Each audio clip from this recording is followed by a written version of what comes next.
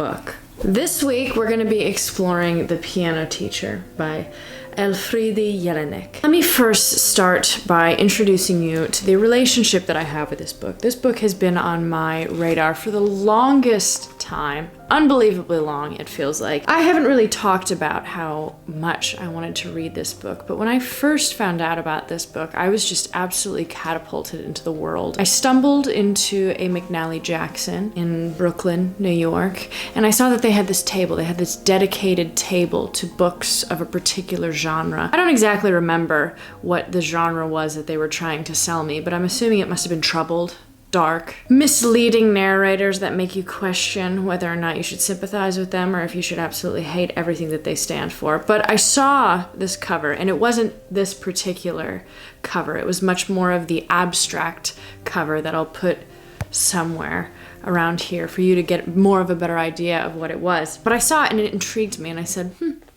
okay. Well, it's surely not The Pianist. It's not the piano. It's not that. It can't be. Those are movies, right? And I picked it up and I read what it was about, and there was just something about it that just, oh, that's a book for me. I think I would love that. So fast forward to many, many months ahead, and I came into contact with it. Now, I need to show you the bookstore that I found this in.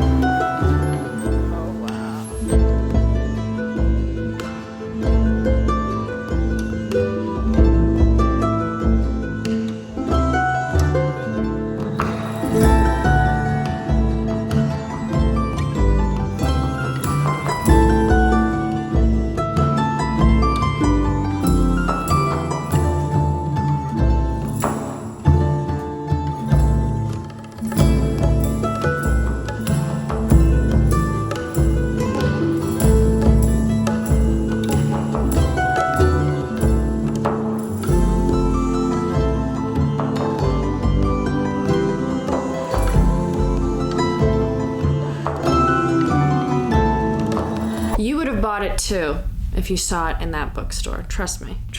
So now I have it. Now it's in my vicinity. I bought it for myself for my birthday in January 10th. Mark your calendars for next year. I have been getting into this pretty deeply at weird times throughout the day. I really haven't found a designated pattern of how I want to read this book, but I've been picking it up and I've been enjoying it. Enjoyment maybe isn't what you would categorize what I'm experiencing with this book. This is about Erica. She's kind of a very meek individual. Imagine her with cardigans. I tried to fit the theme. Her hair back, and her whole life is dedicated to playing piano because it's what her mother indoctrinated into her. It's what her mother wanted her to do. And so she has become this very practiced and almost religiously attendant to the piano. And she wasn't able to go professional. And so she teaches, and she teaches at this conservatory. And it's kind of the most normal part of her life, because the rest of her life is just married to this existence of living with her mother, who's this incredibly domineering force, and she's allowed 1 hour out of every day or week to explore these things that she really didn't have a chance to mature into. And a lot of it deals with intimacy and the kind of shrouded guilt that she feels about sex and relationships and why she isn't able to enjoy it for herself. She's much more of a voyeur. It's so damp, it's damp. It's kind of, you're sludging through her mind and how it's working. And it's really fascinating writing. I really, really love this writing. And there's a couple of moments in this that I was like, oh my God, you just saw right through me. I think you can find a common thread with some of these characters because they're the worst parts of yourself and they're put onto paper. But I would say about 65% of the way through the book, she starts a relationship with one of her students. He's about 10 years her junior. Just kind of starting right now, I'd say.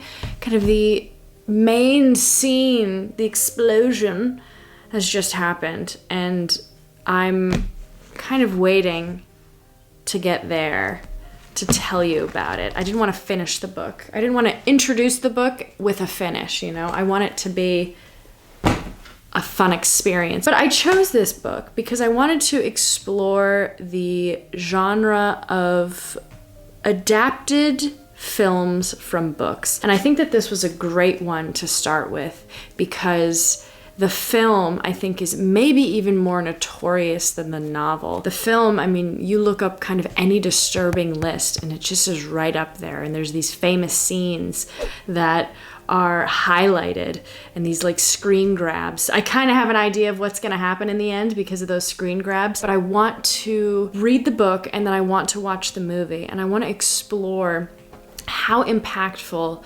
each medium can be. So sit back, relax. Let's get a little bit cinematic, shall we? I think we shall.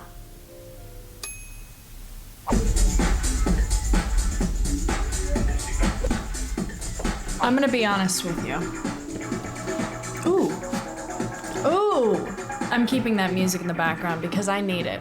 I'm gonna be completely honest with you. This book has been depressing the hell out of me lately. Depressing to the point where I feel like I'm just being enveloped by the story. I feel like I'm being sunken into my couch, a la Johnny Depp in Nightmare on Elm Street.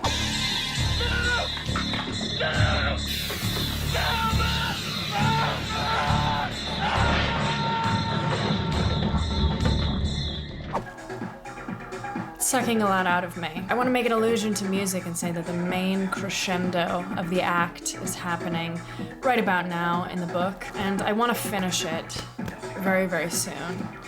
Oleg and I are going to go see a movie premiere tonight, so I figure it's a really nice way to incorporate film into this.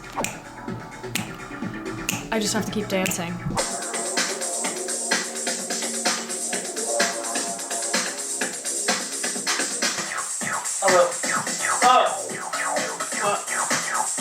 Weird. More exciting than going and seeing a movie in the city. You can get dressed up for no reason. Exhibit A.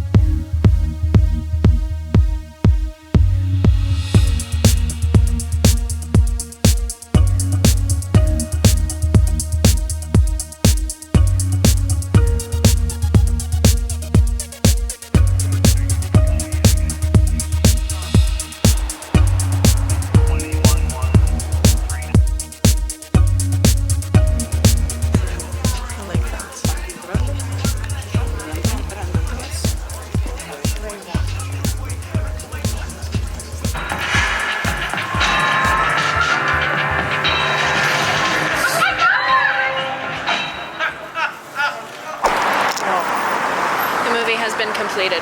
Oleg, sum it up in 3 words for me. I mean, it's a great movie. That was 4. You could, a great movie. It was a great movie. Yeah. 10 out of 10 would recommend. Highly obsessed, highly loved. Oleg, closing out words? I think the most important is your opinion than mine.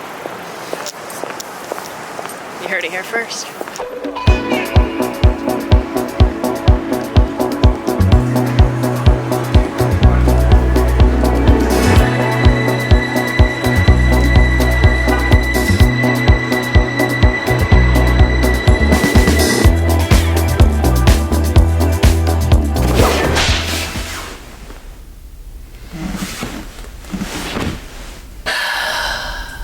Did I finish this book? Or did this book finish me? You know? You gotta ask yourself the important questions when finishing a book like this. Wow! What an innovative and different read.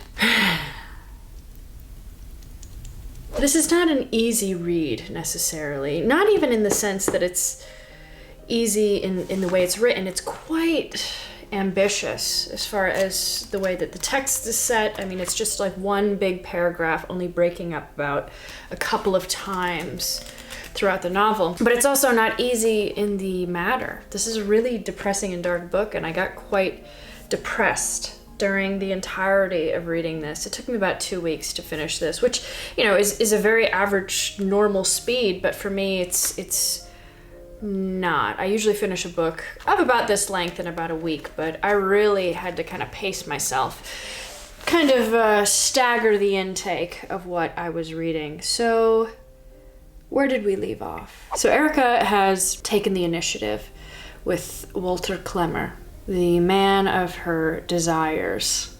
And she has given him a note, and the note is detailing exactly what she wants to have done to her. This note, it isn't exactly vile in the sense of the word, but I think what Walter Klemmer sees in Erica is just this elegance, this very calculated, demure attitude to the world, and he's kind of paired with her this homage to everything that was great, this playing the piano, this very structured and clean way of viewing things. And I think it just shatters him that there's a potential that she can be the complete antithesis of what he wants her to be. From there, the book just gets real wild. About the last 70 pages or so, it's just, oh my God, you really can't predict where it's going to go. Not even a spoiler, but just a heads up. Maybe if you're planning on reading the book, you kind of know that this relationship is doomed from the beginning. I was constantly anticipating something, and I didn't know what it was exactly. This book is written in a way that it feels like a thriller. It feels like there is something that's going to jump out at any corner, but it's a very human feel. That being said, this was a great read. I loved it. I also think that Jelinek writing was brilliant. Sucked into the vacuum of the absolute inertia of her body, she shoots out of the bottle when it opens, and then she is flung into a previously selected or unexpected alien existence. Wow. So now, what is there left to do? It seems that the only thing left to do is to watch the film and tell you what I think. I'm already going in knowing that I'm probably going to love it. I'm already knowing that the visuals, or at least what I'm hoping, is that they're going to match the visuals that I have tied to this book. And I do have to say, I feel like I've leaned toward creating a visual of this book based on posters and trailers that I've seen of the movie. And so, let's give it a watch.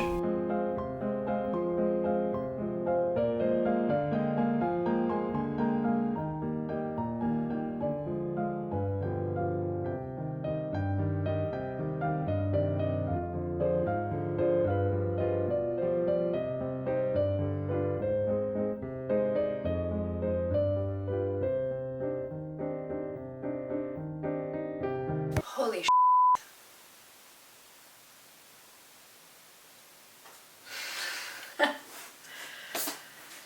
Goddamn. So who wins? Who wins? You have the book, and then you have the film. And I've conquered both. Not necessarily an easy feat, given the subject matter, but something I'm proud of, nonetheless, and something that I had a great experience with both of them. The book, obviously, took a lot longer, and the movie took about 2 hours. This is the comparison time. This is where it really counts to see what I've taken away from each. I don't know. I think that the director, Michael Haneke, who is a renowned director for his kind of paralyzing stills, the way that he creates this very void but weirdly full experience in his shots. He also directed the original Funny Games. Oh God, I think this has to be one of the best film or book to film adaptations that I have ever seen. Both of the main characters, Erica and Walter Klemmer, are so well adapted. Isabelle Hubert, obviously, is a fantastic actress. She is world-renowned French actress. She's been around for decades, and she has always made herself a presence on the screen. Kind of these cold, very tortured sort of souls. And then you have, I don't even know who the French actor is who plays opposite her as Walter Klemmer, but the director was able to put them in a direction that made them, you felt sympathy for them in a way.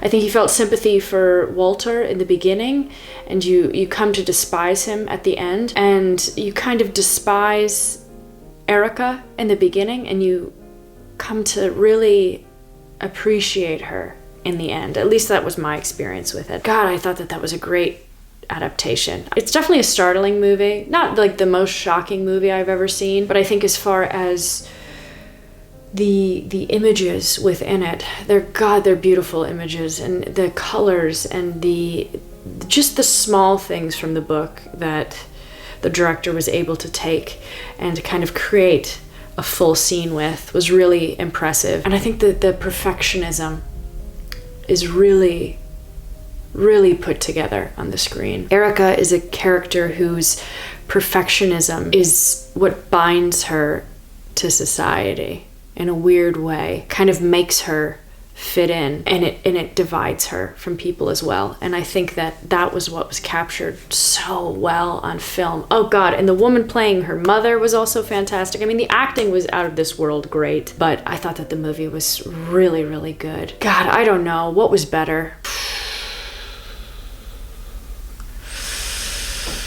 I don't know. And you know what?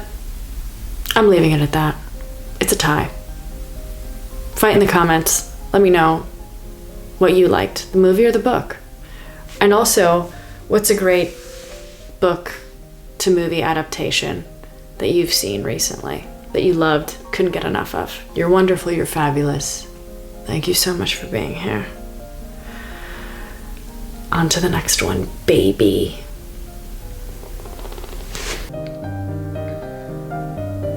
Embrace.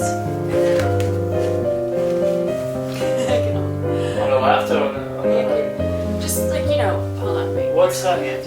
You're fine. You're fine. This Either side. way. You're fine. Either way.